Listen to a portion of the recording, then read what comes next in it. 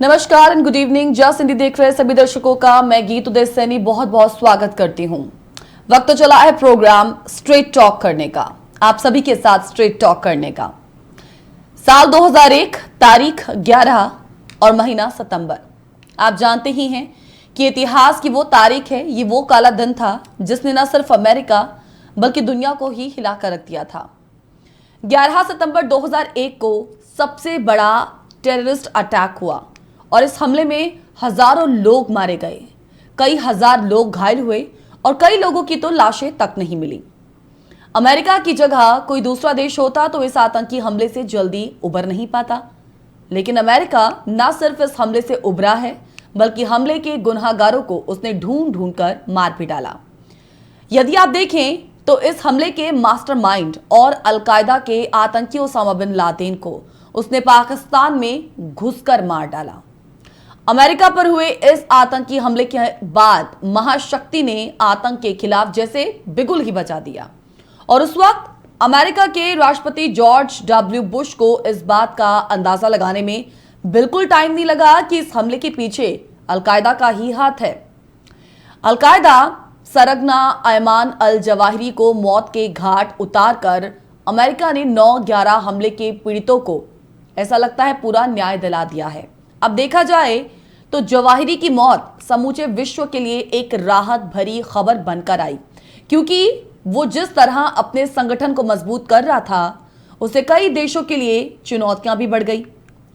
Zawahiri का मारा जाना भारत के लिए तो खास तौर पर महत्व रखता है, क्योंकि उसने हाल ही के कुछ टाइम में भारत को केंद्र में रखते हुए कुछ वीडियो और ऑडियो मैसेजेस के माध्यम से जिहादी गतिविधियों के लिए यंगस्टर्स को, युवकों को इंस्टिगेट कर देश की मुश्किलें भी बढ़ाई थी। 9/11 हमलों की साजिश मिलकर रचने वाले अल जवाहिरी और ओसामा बिन लादेन का खात्मा। अगर ये सवाल उठाया जाए आज कि इन दोनों का जो खात्मा है वो क्या दर्शाता है, तो ये कह सकते हैं कि अमेरिका अपने देश पर हमला करने वालों को कभी बख्शता नहीं है। 9/11 हमले को भले ही 2 दशक से ज्यादा का समय हो चुका हो, लेकिन अमेरिकी सरकार के लिए उसके जो जख्म हैं वो हमेशा ताजा रहे हैं और भले ही ओसामा और अल जवाहिरी को मार गिराने के वर्षों लंबे अभियान के दौरान उसके अरबों खरबों डॉलर खर्च हुए हों, मगर उसने इस बात की परवाह किए बिना आतंक के आकाओं को खात्मा करके ही उन आकाओं का खात्मा करके ही उन्होंने चैन लिया है। आज अमेरिका से पूरी दुनिया को शायद ये सीखने की जरूरत है कि मानवता के दुश्मनों और आतंकवादियों का कोई धर्म नहीं होता है। उनको बचाने के लिए आधी रात को कोर्ट नहीं खुलवाना चाहिए और ना ही उनको मृत्यु दंड सुनाए जाने का विरोध करके अपनी सियासत चमकानी चाहिए। ऐसे लोगों के मानवाधिकार के पक्ष में दलीलें देना भी बंद होनी चाहिए। शायद आज दुनिया को ये समझने की जरूरत भी है कि ये जो आतंकवादी वीडियो या ऑडियो संदेश जारी करके जिहाद के लिए अक्सर उकसाते रहते हैं, दरअसल ये खुद बड़े डरपोक होते हैं और ये दूसरों को मौत के बाद जन्नत के सपने दिखाते हैं, लेकिन खुद मौत से इन्हें किन्हें कितना डर लगता है इसका अंदाजा इसी बात से लग जाता है कि जवाहिरी जो है वो तालिबान के टॉप सरगना सिराजुद्दीन हक्कानी के घर में छिपा बैठा था, तो दूसरी ओर दुनिया का नंबर 1 आतंकवादी रहा अल कायदा सरगना ओसामा बिन लादेन। ये कितना बहादुर था ये दुनिया ने तब देख लिया जब वो डर के मारे एक केव से, एक गुफा से दूसरी गुफा में छिपता फिर रहा था। आतंकवाद के खिलाफ अब तक की सबसे लंबी लड़ाई में मिली ये सबसे बड़ी सफलता घरेलू मोर्चे पर अमेरिकी राष्ट्रपति जो बाइडेन के लिए एक राहत भरी खबर लेकर आई। आप तो जानते ही हैं कि अफगानिस्तान में इस वक्त स्थिति क्या है। अफगानिस्तान से अमेरिकी सैनिकों की वापसी पर बाइडेन को काफी आलोचना झेलनी पड़ी और कहा जाता है कि 9/11 के पीड़ितों को पूरा न्याय दिलाए बिना 2 दशकों से जारी लड़ाई को बीच में छोड़ दिया गया। लेकिन अफगानिस्तान छोड़ने के 11 महीने बाद अमेरिकी खुफिया एजेंसियों ने आतंकवाद रोधी अभियान में महत्वपूर्ण सफलता हासिल की है, जिस तरीके से अमेरिकी खुफिया एजेंसियों ने यह अभियान चलाया और इसे सफलतापूर्वक अंजाम तक पहुंचाया, तो निश्चित ही इससे बाइडेन प्रशासन की दक्षता साबित होती है। आज स्थिति क्या है? महंगाई, बेरोजगारी के मोर्चे पर चुनौतियों से जूझ रहे राष्ट्रपति जो बाइडेन की लोकप्रियता में गिरावट देखी गई, जो कि अब वापस बढ़ भी सकती है।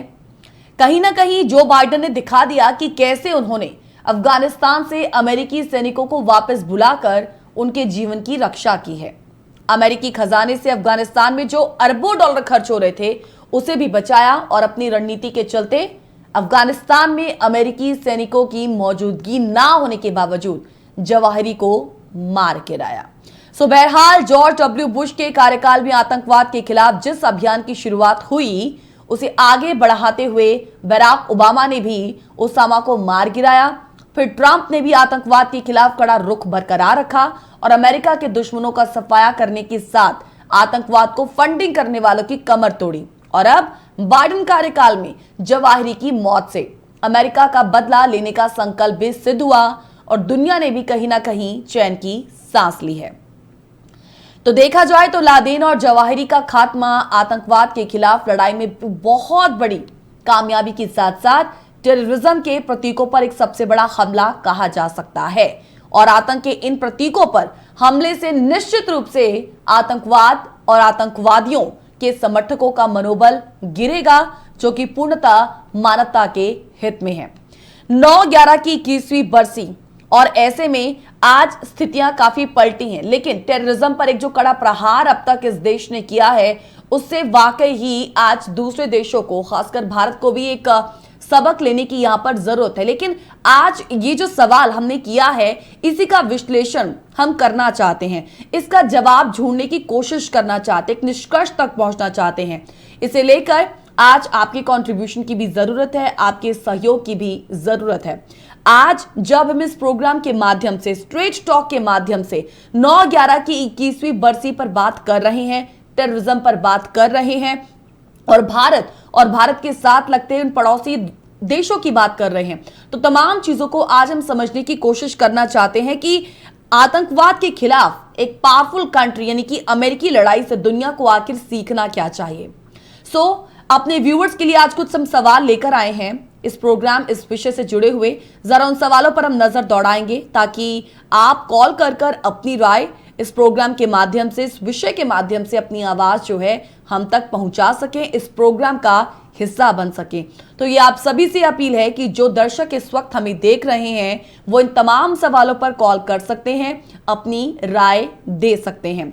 सवाल यह है कि आतंकवाद के खिलाफ अमेरिकी लड़ाई से दुनिया को आखिर क्या सीखना चाहिए? बड़ा अहम सवाल है ये।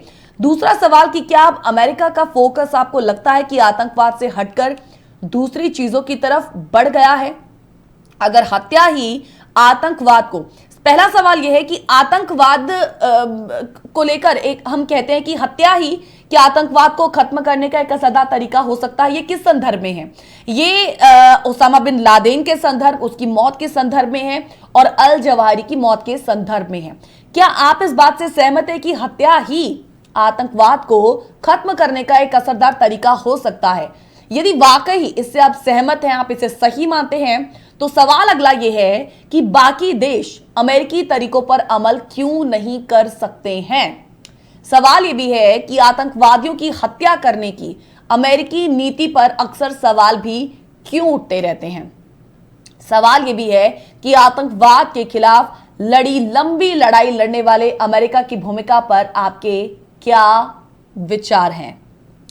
तो एक बार फिर से 9/11 के जो एक जख्म है, वो जब ये दिन आता है तो वो जो यादें हैं वो एकाएक ताज़ा हो जाती हैं। और आज जो बाइडेन का इस पर एक एड्रेस भी सामने आया और ऐसे में एक कड़ा संदेश देने की कोशिश की गई है कि आतंकवाद को लेकर एक जो बड़ी चोट इस पावरफुल कंट्री की ओर से की गई है उसमें बहुत हद तक एक उन्होंने सफलता भी हासिल की। और यही वजह भी है कि अब वहां पर इस तरीके के जो अटैक्स हैं वो देखने को नहीं मिलते हैं। लेकिन हाँ, कुछ ऐसी दूसरी स्थितियां भी वहां पर जरूर उपजी हैं जो चिंता का विषय है। लेकिन फिलहाल हम टेररिज्म पर ही फोकस आज करना चाहते हैं, तो हम इसी पर ही अपना ध्यान रखेंगे और अपने जो दर्शकों से अपील करेंगे कि वो इन तमाम सवालों पर अपनी राय हमारे साथ जरूर साझा करें। यदि आप हमें देख रहे हैं, सुन रहे हैं, तो आपकी कॉल का हमें इंतजार रहेगा, आपके जवाबों का जो है हमें इंतजार रहेगा। एक छोटे से ब्रेक के लिए रुक रहे हैं। ब्रेक के उस पार एक बहुत खास मेहमान इस चर्चा को आगे बढ़ाने के लिए हमारे साथ थोड़ी देर में जुड़ेंगे, तो कहीं मत जाइएगा, जुड़े रहिएगा जॉस हिंदी के साथ, देखते रहिएगा स्ट्रेट टॉक।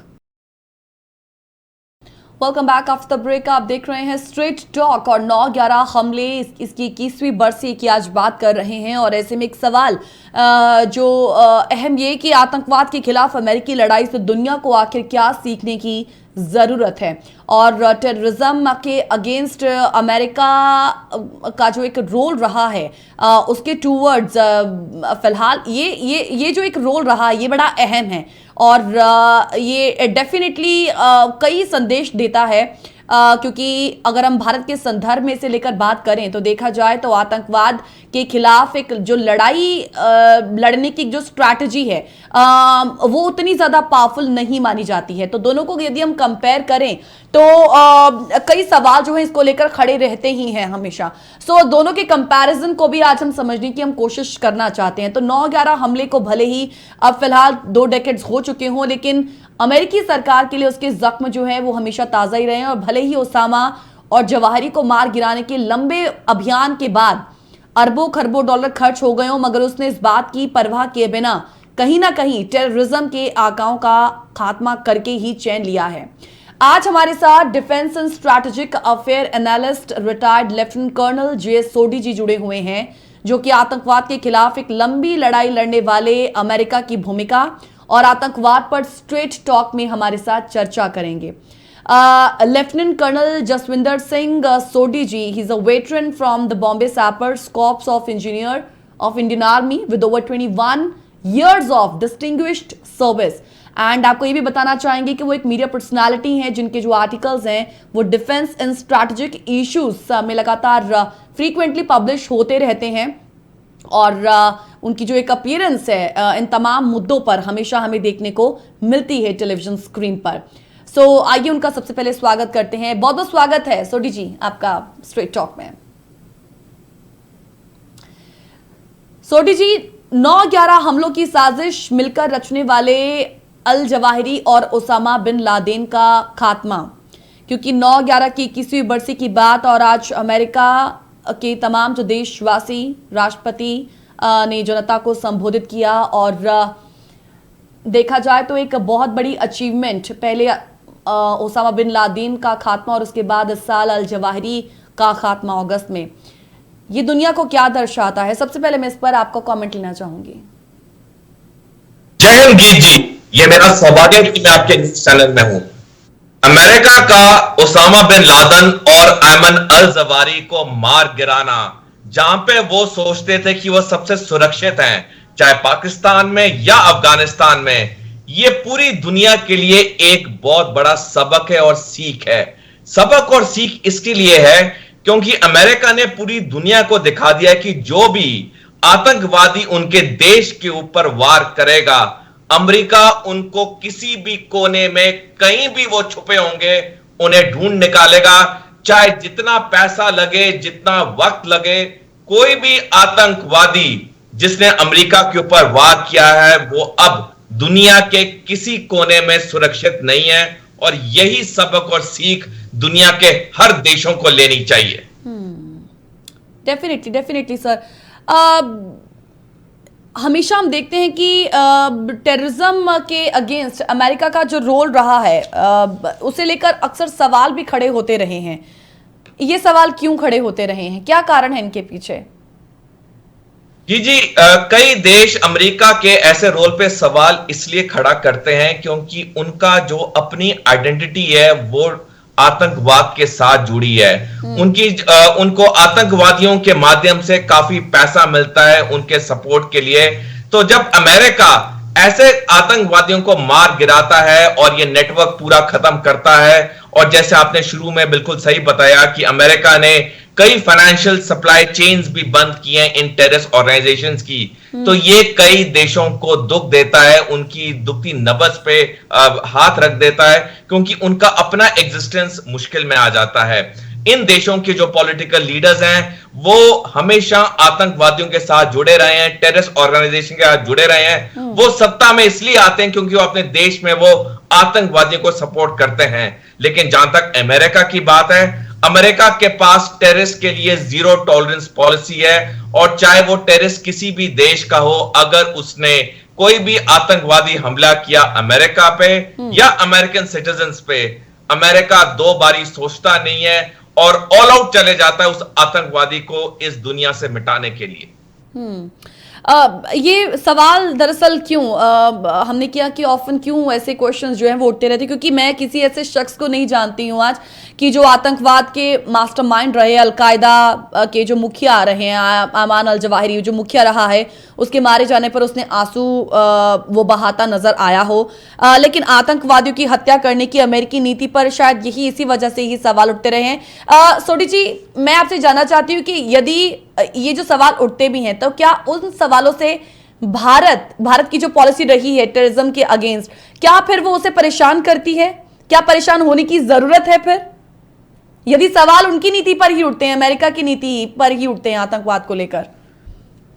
जी, जहां तक भारत की पॉलिसी की बात है, भारत का भी टेररिज्म की तरफ जीरो टॉलरेंस है।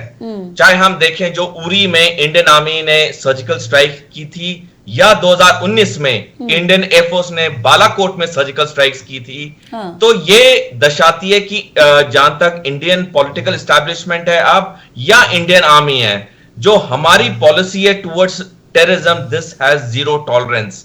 हम अपनी धरती पे कोई टेररिस्ट ऑर्गेनाइजेशन को ना टॉलरेट करते हैं, ना पनपने देते हैं। जैसी खुफिया एजेंसीज को खबर मिलती है, इंडिया भी ऑल आउट वॉर छेड़ देता है इन टेररिस्ट के अगेंस्ट। जैसे हमने देखा है पिछले कई सालों में कई खूंखार आतंकवादी मार गिराए हैं इंडियन सिक्योरिटी फोर्सेस ने। तो India is also on the same lines like USA, जहां पे हम टेररिज्म के साथ सिर्फ जीरो टॉलरेंस पॉलिसी रखते हैं। ठीक है। ये जो सवाल मैं चाहूंगी कि हमारे जो दर्शक इस वक्त देख रहे हैं वो भी इस पर अपनी जो एक पर्सपेक्टिव है, अपना जो एक ओपिनियन है वो इस पर जरूर साझा करें। ये सवाल कर्नल साहब की, क्या हम आतंकवाद की जब हम बात करते हैं, आतंकवाद को लेकर एक एक्शन की बात करते हैं, इसके खात्मे को लेकर, जिस तरीके से अल जवाहिरी की हत्या, फिर ओसामा बिन लादेन का मारा जाना, क्या हत्या ही आतंकवाद को खत्म करने का एक सबसे असरदार तरीका कहा जा सकता है? बिल्कुल जी, हत्या ही सबसे असरदार तरीका है, क्योंकि जो मास्टरमाइंड होता है, अगर मास्टरमाइंड को 5-10 साल की सजा हो, उसको छोड़ दिया जाए मानवाधिकार के चक्रों में, उसको एक प्रॉपर जस्टिस ना मिले, वो कुछ साल बाद दोबारा उस टेररिज्म के रास्ते पे आता है और वो और नागरिकों को और देश की संपत्तियों को बर्बाद करता है। हत्या डेफिनेटली सबसे इफेक्टिव वे है किसी भी मास्टरमाइंड का, उसके खात्मा के लिए, टेररिज्म के खात्मे के लिए। क्योंकि जो हमारी पास्ट हिस्ट्री रही है दुनिया की, हमने देखा है कोई भी आतंकवादी जो थोड़े से टाइम के बाद जेल से बाहर आया, जनरली वो वापस टेररिज्म की तरफ जाता है, क्योंकि उसका जो साइकोलॉजिकल माइंडसेट है, that is towards terrorism, that is towards creating terror. उसके अंदर इतना जहर भर दिया गया है, जो भी उसके लोगों ने उसको ट्रेन किया है, मेंटर किया है, कि वो आदमी का सुधरना नामुमकिन के बराबर है। शायद लाखों में एक आध आतंकवादी रिफॉर्म होता होगा, अधिकतर आतंकवादी रिफॉर्म नहीं होते, क्योंकि उनके अंदर जो इंडोक्ट्रिनेशन है वो इतने हाई लेवल की होती है कि वो थोड़े से टाइम के बाद दोबारा वो टेररिज्म की तरफ चले जाते हैं। अगर ये नीति एकदम सही है तो फिर ये बाकी देश इस पर इतना अमल क्यों नहीं करते हैं? भारत के संदर्भ में भी इस पर अपना पॉइंट रखिएगा जरूर। जी, बाकी देश इसलिए अमल नहीं करते हैं क्योंकि जहां तक अमेरिका है और अगर इजराइल भी लें, ये जो दोनों देश हैं, ये काउंटर टेररिज्म ऑपरेशंस में सबसे उत्तम और अव्वल देश हैं, क्योंकि इन्होंने जो अपना पूरा काउंटर टेररिज्म ऑपरेटर्स बनाया हुआ है वो बड़े स्ट्रॉन्ग फंडामेंटल्स पे बनाया हुआ है। सबसे पहला इनका स्ट्रॉन्ग फंडामेंटल ये है कि चाहे अमेरिका हो चाहे इजराइल हो, इनके लिए हर नागरिक की जान इंपॉर्टेंट है। Even the common citizen life is very important in these countries, और अगर इनके किसी भी नागरिक पे हमला होता है तो ये दोनों देश उसके हथियारों को छोड़ते नहीं है, चाहे वो किसी भी दुनिया के कोने में हो। हमने देखा 1972 म्यूनिक ओलंपिक्स में कुछ टेररिस्ट ने इजरायली एथलीट्स को शूट किया, इजराइल ने रिलेंटलेसली उनको ट्रैक डाउन किया और उनको मार गिराया। और यही अमेरिका ने किया जब ओसामा बिन लादेन और अयमन अल जवारी ने को प्लानिंग करके वर्ल्ड ट्रेड सेंटर पे, वर्ल्ड ट्रेड टावर्स पे हमले किए 2001 में। उसके बाद अमेरिका रिलेंटलेसली इनके पीछे पड़ गया और दोनों को एक एक करके मार गिराया। तो सबसे बड़ी चीज है, अगर हम स्पेसिफिकली अमेरिका की बात करें, कि यहाँ पे हर सिटीजन की लाइफ की बहुत वैल्यू है। दूसरा, अमेरिका के पास बहुत एडवांस टेक्नोलॉजी है। अमेरिका टेक्नोलॉजी के रिसर्च एंड डेवलपमेंट में बहुत पैसा स्पेंड करता है, और तभी दुनिया के सबसे आधुनिक हथियार और टेक्नोलॉजी अमेरिका के पास है। दुनिया के 10 सबसे बड़े जो हथियार बनाने वाली कंपनियां हैं, उसमें से 6 अमेरिका में स्थित हैं। कनव साहब यहाँ पर, हाँ मैं माफ कीजिए आपको यहाँ पे रोक रही हूँ, छोटे से ब्रेक के लिए यहाँ पे रुकते हैं, इसी का हम कंटिन्यू करेंगे ब्रेक में आने के बाद। छोटा सा ब्रेक, तुरंत लौटेंगे स्ट्रेट टॉक में, जुड़े रहें हमारे साथ। चलिए ब्रेक के बाद एक बार फिर से आप सभी का स्वागत करते हैं प्रोग्राम स्ट्रेट टॉक में। और आज 9/11 हमलों की बात, और ऐसे में आतंकवाद के खिलाफ अमेरिका जैसे एक पावरफुल कंट्री का जो एक एक्शन रहा है, उसकी बात कर रहे हैं कि उससे दुनिया को आज क्या सीखने की जरूरत है। और आज की ताज़ा परिस्थितियों की बात की जाए तो उन परिस्थितियों के जरिए हम ये साफ साफ देख सकते हैं कि आतंकवाद से हटकर अब अमेरिका का जो फोकस है वो अब दूसरी चीजों पर हो चुका है। हम उस पर भी चर्चा करेंगे, और इसी पर आज खास चर्चा करने के लिए, जैसा कि आप जानते हैं कि रिटायर्ड लेफ्टिनेंट कर्नल जीएस सोडी जी इस वक्त हमारे साथ जुड़े हुए हैं, जो डिफेंस एंड स्ट्रैटेजिक अफेयर्स के एनालिस्ट हैं। सर, एक बार फिर से मैं आपका स्वागत करूंगी प्रोग्राम स्ट्रेट टॉक में, क्योंकि हम ब्रेक में जाने से पहले उस नीति की बात कर रहे थे, और ये सवाल आपसे किया था कि दूसरे देशों को भी उससे क्या सीख लेने की जरूरत है और क्यों सीख लेने की जरूरत है। इजराइल की सर आप बात कर रहे थे, मैं चाहूंगी कि आप उसे दोबारा कंटिन्यू कीजिए। जी, जैसे मैं कह रहा था कि अगर हम काउंटर टेररिज्म एफर्ट्स में देखें तो चाहे यूएसए हो या इजराइल हो, ये जो दो कंट्रीज हैं, इन्होंने पूरे वर्ल्ड ऑर्डर को एक एग्जाम्पल दे दिया है कि कोई भी अगर आतंकवादी या आतंकवादी संगठन अगर अमेरिका या इजराइल की धरती पे या उनके सिटीजन्स पे वार करेगा, तो अमेरिका और इजराइल उन आतंकवादियों को छोड़ेगा नहीं।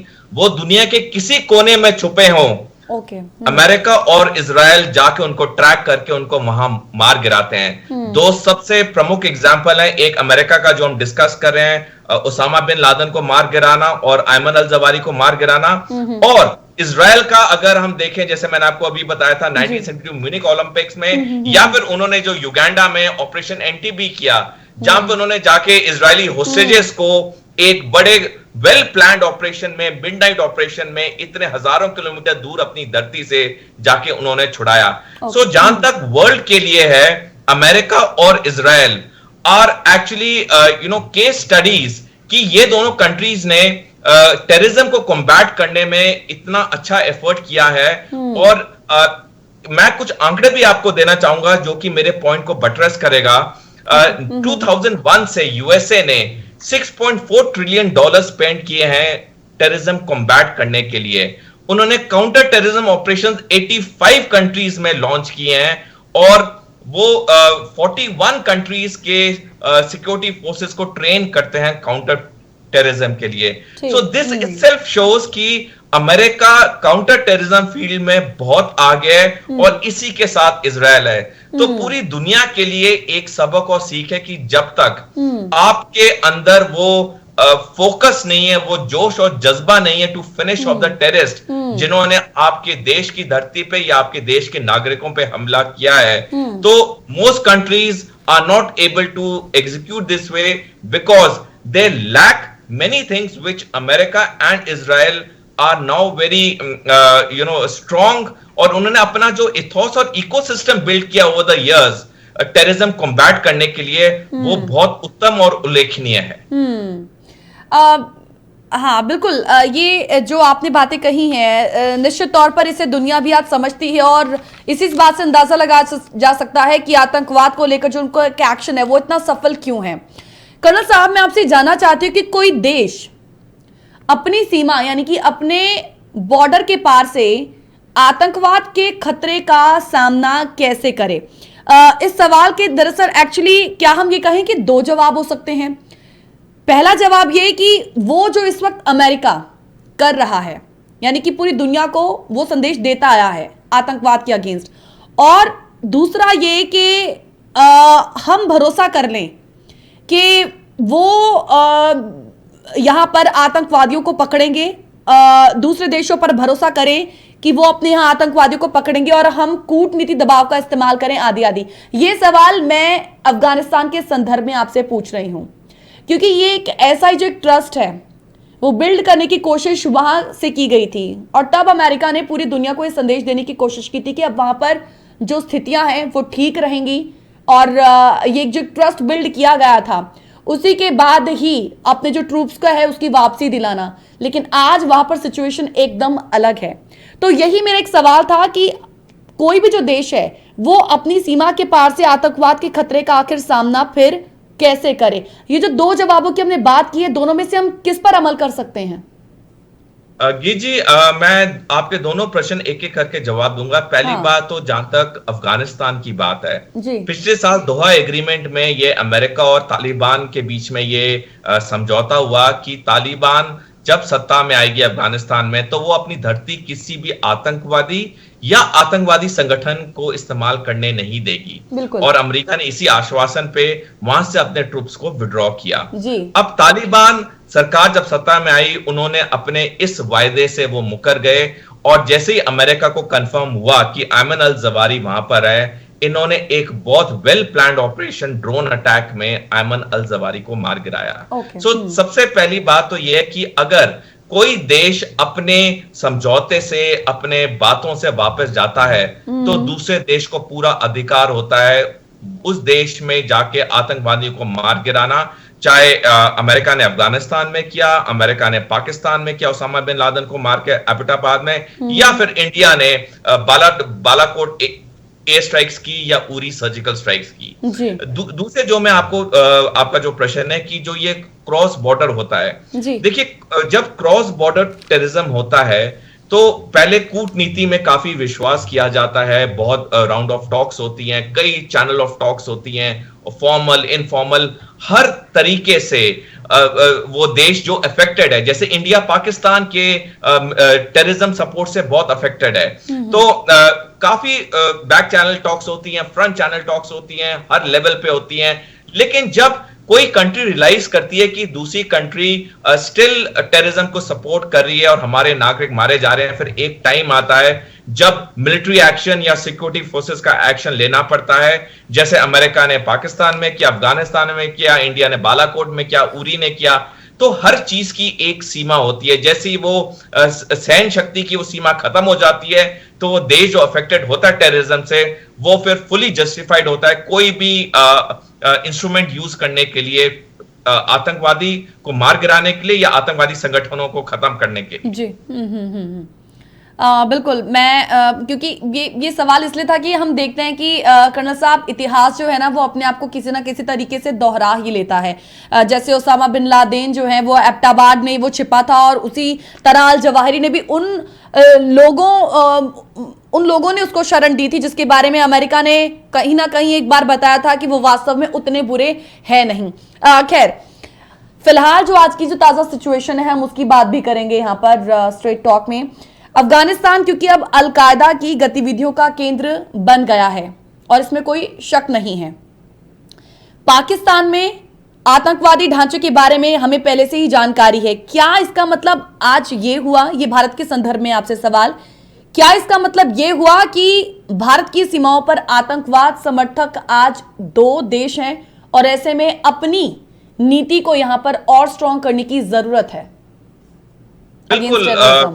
बिल्कुल गी जी, आपने सही कहा कि जहां तक भारत की बात है, पाकिस्तान तो ऑल वेदर टेररिस्ट सपोर्टर है ही है। जी। हमने देखा कि आजादी के 2 महीने के बाद पाकिस्तान ने अपने सैनिकों को सिविल ड्रेस में कश्मीर में भेज दिया था, और उसके बाद इंडियन फोर्सेस वहां लैंड की, और उसके बाद उन्होंने पाकिस्तानी जो सोल्जर्स सिविल ड्रेस में आए थे उनको वापस भेजा अपनी धरती से एवेक्ट करके। हाँ। तो पाकिस्तान की तो अगर हम बुनियाद देखें, पाकिस्तान देश ही फॉर्म हुआ था एंटी इंडिया रिटोरिक पे। वो इंडिया से अलग होना चाहते थे क्योंकि उनको लगता था कि वो इंडिया के साथ उनका मेल नहीं है, for various political and religious reasons. जब से पाकिस्तान आजाद हुआ उसने किसी ना किसी तरीके से उसने भारत में आतंकवादी फैलाने की कोशिश की। 1965 में पाकिस्तान के जो फॉरेन मिनिस्टर थे जुल्फिकर अली भुट्टो, जो बाद में उनके प्रधानमंत्री बने, उन्होंने 1965 में एक बयान दिया था कि पाकिस्तानी घास खा लेगा लेकिन हम परमाणु हथियार बनाएंगे। दशकों बाद उनकी बात सच्ची होती आ रही है। आज पाकिस्तान बैंक्रप्सी की तरफ स्टेयर कर रहा है, उसके अंदर इतने फ्लड्स आ चुके हैं, उसके पास रेस्क्यू रिलीफ के लिए कोई साधन नहीं है, कोई देश उनको ज्यादा लोन देने के लिए तैयार नहीं है, वो किसी भी वक्त कंगाल डिक्लेयर हो सकते हैं। They are going exactly the Sri Lanka way. तो क्योंकि किसी भी देश को जी सक्षम बनाने के लिए 3 मुख्य चीजें होती हैं, चाहे हम अमेरिका देखें चाहे हम इंडिया देखें। The most important is economic power. जब तक किसी देश में इकोनॉमिक पावर नहीं है वो देश कोई आगे प्रोग्रेस कर ही नहीं सकता है। जब इकोनॉमिक पावर आती है फिर सैनिक शक्ति आती है, मिलिट्री स्ट्रेंथ आती है, और उसके बाद फिर न्यूक्लियर वेपन्स आते हैं। हम चाहे अमेरिका का एग्जाम्पल है चाहे इंडिया का एग्जाम्पल है। लेकिन पाकिस्तान ने इस पॉलिसी के बिल्कुल विपरीत गए। पहले उन्होंने सैनिक शक्ति को बढ़ाने की कोशिश की, परमाणु हथियार बनाने की कोशिश की, अपनी अर्थव्यवस्था पर उन्होंने कोई ध्यान नहीं दिया। आज पाकिस्तान में कोई ढंग की फैक्ट्री नहीं है, कोई नाम की फैक्ट्री नहीं है। अगर एक फैक्ट्री है तो वो है कि वो they export terrorism to the world. Because of this their economy is in shambles. उनकी अर्थव्यवस्था बिल्कुल बर्बाद हो चुकी है, वो कंकाली की तरफ स्टेयर कर रहे हैं। तो भारत जहां तक है, भारत को तो पता है कि पाकिस्तान हमेशा टेररिज्म को सपोर्ट करता आया है और करता रहेगा। मैं एक बात और बताना चाहूंगा कि 1971 में जब इंडिया ने पाकिस्तान को इंडो पाक वॉर में हराया, जिससे बांग्लादेश एक नया देश पैदा हुआ, तब पाकिस्तान ने रियलाइज किया कि हम इंडिया को कभी कन्वेंशनल वॉर में नहीं हरा सकते। तो 1977 में जब जनरल जियाउल हक पाकिस्तान के प्रेसिडेंट बने, उन्होंने एक मिलिट्री डॉक्ट्रीन को फॉर्मुलेट किया जिसका नाम है bleed in India with 1000 cuts. आज तक ये जो डॉक्ट्रीन है पाकिस्तान मिलिट्री की स्टाफ कॉलेज में पढ़ाई जाती है, उनके डिफेंस ऑफिसर्स को, जो कि क्वेटा में है। तो पाकिस्तान को पता कि कन्वेंशनल वॉर तो इंडिया से जीत नहीं पाएगा, तो वो चाहे पंजाब में मिलिटेंसी को सपोर्ट करना हो, चाहे जम्मू कश्मीर में हो, तो ये वहां पे सपोर्ट करता है। एक प्रॉक्सी वॉर उसने लॉन्च की हुई है। और जहां तक अफगानिस्तान की बात है, हालांकि अभी हमने काइंड ऑफ डिप्लोमेटिक रिलेशन दोबारा अफगानिस्तान के साथ हमने खोले हैं, अपनी एक टेक्निकल टीम वहां भेज के।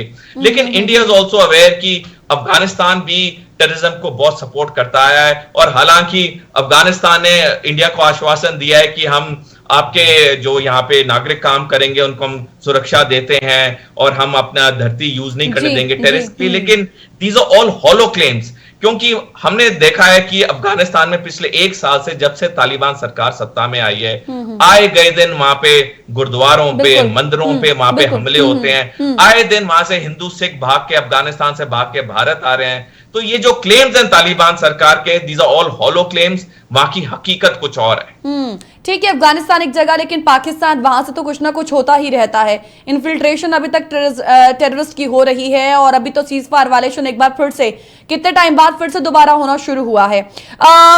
यहां पर भारत की ओर से जब एक जवाबी कार्रवाई की जाती है तो अक्सर देखा जाता है कि जो बाकी कंट्रीज है, अमेरिका जैसा जो देश भी है, वो भी इसमें एक खुदमुख्तार बनने की कोशिश करता है, एक नाराजगी व्यक्त करने की कोशिश की जाती है जब भारत की ओर से एक सीधा अटैक टेररिज्म के अगेंस्ट होता है। मैं इस पर भी आपका जो जवाब है जरूर लेना चाहूंगी, लेकिन कर्नल साहब एक छोटा सा ब्रेक यहां पर ले रहे हैं, तुरंत लौटेंगे स्ट्रेट टॉक में। Welcome back after the break. आप देख रहे हैं स्ट्रेट टॉक, और स्ट्रेट टॉक में इस वक्त हमारे साथ कर्नल साहब जुड़े हुए हैं, लेफ्टिनेंट कर्नल साहब। एक बड़ी सीधी सी बात है कर्नल साहब की, आज जब भारत भी लंबे टाइम से टेररिज्म का शिकार हो रहा है, तो हम एक सीधी कार्रवाई, एक स्ट्रेट एक्शन नहीं ले पाते हैं। हाँ, सर्जिकल स्ट्राइक होती है, बालाकोट एयर स्ट्राइक भी होती है, लेकिन मेरा आपसे एक सवाल है। हम देखते हैं कि 1999 में जब तालिबान ने ISIS की मदद से IC-814 विमान इसे हाईजैक किया था और तब भारत ने अपने पैसेंजर्स को बचाने के लिए उन तमाम आतंकवादियों को छोड़ दिया था। उसके बाद हम देखते हैं कि जब 26/11 के अटैक होते हैं, मुंबई अटैक होता है, तब भी अमेरिका ने भारत को एक तरीके से संयम बरतने की बात कही थी और कहा था कि जो कुछ भी हुआ है हम उसके टूवर्ड जो है वो आपकी सहायता करेंगे, हम आपकी सहायता करेंगे, आतंकवादियों को पकड़ने में आपका सहयोग करेंगे। संयम बरतने की बात कही जाती है। कहने का मतलब ये कि जो एक सधा सा एक्शन, एक सीधा एक्शन अमेरिका द्वारा लिया जाता है, वही जो एक सेम मैसेज है वो दुनिया को देता नहीं है। मतलब भारत की जब हम बात करते हैं तो अमेरिका जो जवाब हमें देता है वही जो जवाब है वो बाकी दुनिया को देता है। ये सवाल ये है कि देखिए, बालाकोट मामले में हमने एक तरीके से कार्रवाई तो की, लेकिन उसके अलावा जब हम टेररिज्म के अगेंस्ट एक बड़े एक्शन की बात करते हैं, एक सीधे एक्शन की बात करते हैं जो अमेरिका एक्चुअली खुद अपनाता है उस नीति को, तो उन मामलों में हमें ऐसा करने से रोका जाता है। किसके द्वारा? अमेरिका द्वारा। और सिर्फ एक संयम बरतने की बात कही जाती है, एक सहयोग करने की बात कही जाती है, जो कि दिखती भी नहीं है। आप इससे सहमत हैं? क्या वाकई ऐसा है? बिल्कुल गिजी, आपने सही कहा। जहां तक अमेरिका की बात है, क्योंकि अमेरिका के इंडिया के साथ भी रिलेशंस हैं, पाकिस्तान के साथ भी, इनफैक्ट काफी लंबे समय से अमेरिका पाकिस्तान को आर्म्स बेचता है। तो जब भारत कोई ऐसा स्ट्रिक्ट एक्शन लेता है, स्ट्रॉन्ग एक्शन लेता है, तो अमेरिका कहता है संयम बरतने के लिए। हाँ। एक अंग्रेजी में बड़ी प्रसिद्ध कहावत है, the wear of the shoe knows where it pinches.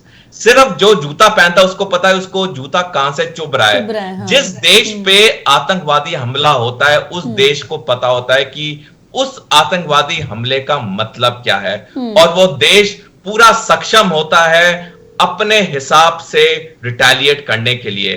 आपने एक बहुत अच्छा एग्जाम्पल दिया, वो इंडियन एयरलाइंस प्लेन का जो कंधार ले जाया गया। ये जो बात हुई, अगर ये आज के टाइम होती तो कोई होस्टेज रिलीज नहीं होता। इंडिया ने अपने कमांडोज एक कॉलर इस वक्त हमारे साथ जुड़े हुए हैं, उनसे सुन लेते हैं। जी भास्कर जी, बहुत बहुत स्वागत है आपका स्ट्रेट टॉक में। भास्कर जी, समय बड़ा कम है, थोड़ा संक्षेप में अपनी बात रखिएगा प्लीज।